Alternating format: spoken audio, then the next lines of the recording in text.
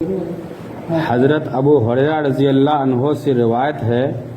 کہ رسول اللہ صلی اللہ علیہ وسلم نے ارشاد فرمایا، سورہ بقرہ میں ایک آیت ہے جو قرآن شریف کی تمام آیتوں کی سردار ہے۔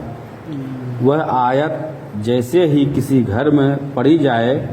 اور وہاں شیطان ہو تو فوراً نکل جاتا ہے، وہ آیت الکرسی ہے۔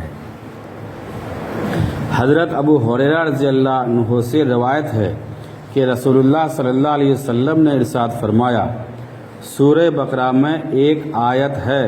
جو قرآن شریف کی تمام آیتوں کی سردار ہے۔ وہ آیت جیسے ہی کسی گھر میں پڑھی جائے اور وہاں شیطان ہو تو فوراً نکل جاتا ہے، وہ آیت آیت الکرسی ہے۔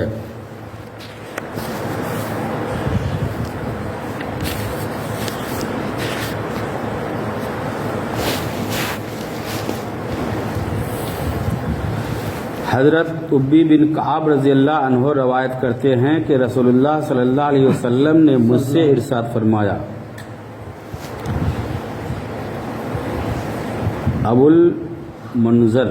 یہ حضرت ابی بن کعب رضی اللہ عنہ کی کنیت ہے، کیا تم جانتے ہو کہ کتاب اللہ کی کون سی آیت تمہارے پاس سب سے زیادہ عظمت والی ہے؟ میں نے عرض کیا، یا اللہ اور ان کے رسول ہی سب سے زیادہ جانتے ہیں۔ نبی کریم صلی اللہ علیہ وسلم نے دوبارہ پوچھا، ابو المنذر، کیا تم جانتے ہو کہ تمہارے پاس کتاب اللہ کی سب سے عظیم آیت کون سی ہے؟ میں نے عرض کیا، لا الہ الا اللہ هو الحی القیوم، آیت الکرسی۔ آپ نے میرے سینے پر ہاتھ مارا، گویا اس جواب پر شاباشی دی اور ارشاد فرمایا، ابو المنذر، تجھے علم مبارک ہو۔ ایک روایت میں ہے کہ آیت الکرسی کے بارے میں فرمایا، قسم ہے اس ذات کی جس کے قبضے میں میری جان ہے، اس آیت کی ایک زبان اور دو ہونٹ ہیں جو عرش کے پائے کے پاس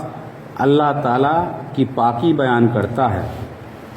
حضرت ابو ہریرہ رضی اللہ عنہ سے روایت ہے کہ رسول اللہ صلی اللہ علیہ وسلم نے ارشاد فرمایا، ہر چیز کی کوئی چوٹی ہوتی ہے۔ حضرت ابو ہریرہ رضی اللہ عنہ سے روایت ہے کہ رسول اللہ صلی اللہ علیہ وسلم نے ارشاد فرمایا، ہر چیز کی کوئی چوٹی ہوتی ہے جو سب سے اوپر اور بالاتر ہوتی ہے، اور قرآن کریم کی چوٹی سورہ بقرہ ہے، اور اس میں ایک آیت ایسی ہے جو قرآن شریف کی ساری آیتوں کی سردار ہے، اور وہ آیت الکرسی ہے۔ حضرت نعمان بن بشیر رضی اللہ عنہما سے روایت ہے کہ نبی کریم صلی اللہ علیہ وسلم نے ارشاد فرمایا، آسمان و زمین کی پیدائش سے 2000 سال پہلے، آسمان اور زمین کی پیدائش سے پہلے 2000 سال پہلے اللہ تعالیٰ نے کتاب میں لکھی، اس کتاب میں سے 2 آیتیں نازل فرمائیں جن پر اللہ تعالیٰ نے سورہ بقرہ کو ختم فرمایا۔ یہ آیتیں جس مکان میں 3 رات تک پڑھی جاتی رہیں، شیطان اس کے نزدیک بھی نہیں آتا۔ حضرت ابو مسعود انصاری رضی اللہ عنہ سے روایت ہے کہ رسول اللہ صلی اللہ علیہ وسلم نے ارشاد فرمایا، جو شخص سورہ بقرہ کی آخری 2 آیتیں کسی رات میں پڑھ لے تو یہ دونوں آیتیں اس کے لیے کافی ہو جائیں گی۔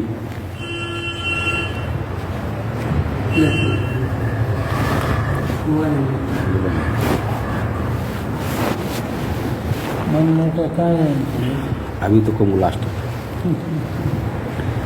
اللہ تعالیٰ کا ارشاد ہے، تقوی والوں کی صفات میں سے یہ ہے کہ وہ لوگ جب کھلم کھلا کوئی بے حیائی کام کر بیٹھتے ہیں یا اور کوئی بڑی حرکت کو یا بری حرکت کر کے خاص اپنی ذات کو نقصان پہنچاتے ہیں، تو اسی لمحہ اللہ تعالیٰ کی عظمت و عذاب کو یاد کر لیتے ہیں، پھر گناہوں کی معافی چاہنے لگتے ہیں، اور بات بھی یہ ہے کہ سوائے اللہ کے کون گناہوں کو معاف کر سکتا ہے، اور وہ برے کام پر وہ اڑتے نہیں، اور وہ یقین رکھتے ہیں کہ توبہ سے گناہ معاف ہو جاتے ہیں، یہی وہ لوگ ہیں جن کا بدلہ ان کے رب کی جانب سے بخشش اور ایسے باغ ہیں جن کے نیچے نہریں بہہ رہی ہیں۔ یہ لوگ ان باغوں میں ہمیشہ رہیں گے، اور کام کرنے والوں کی کیسی اچھی مزدوری ہے۔ اللہ تعالیٰ نے ارشاد فرمایا، اور اللہ تعالیٰ کی یہ شان ہی نہیں ہے کہ لوگ استغفار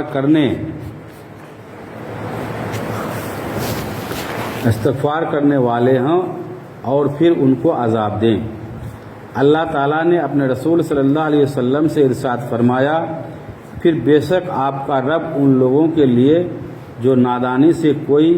برائی کر بیٹھے اور پھر اس برائی کے بعد وہ توبہ کر لیں اور اپنے اعمال درست کر لیں، تو بے شک آپ کا رب اس توبہ کے بعد بڑا بخشنے والا نہایت مہربان ہے۔ اللہ تعالیٰ کا ارشاد ہے، تم لوگ اللہ تعالیٰ سے استغفار کیوں نہیں کرتے تاکہ تم پر رحم کیا جائے۔ اللہ تعالیٰ کا ارشاد ہے، ایمان والو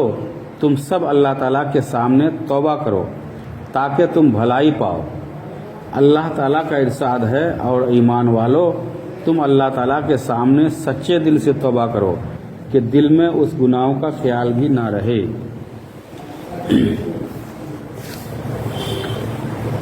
حضرت جابر بن عبداللہ رضی اللہ عنہما نے نبی کریم صلی اللہ علیہ وسلم کا یہ ارشاد نقل کیا ہے کہ اللہ تعالیٰ کے ذکر سے بڑھ کر کسی آدمی کا کوئی عمل عذاب سے نجات دلانے والا نہیں ہے۔ حضرت جابر بن عبداللہ رضی اللہ عنہما نے نبی کریم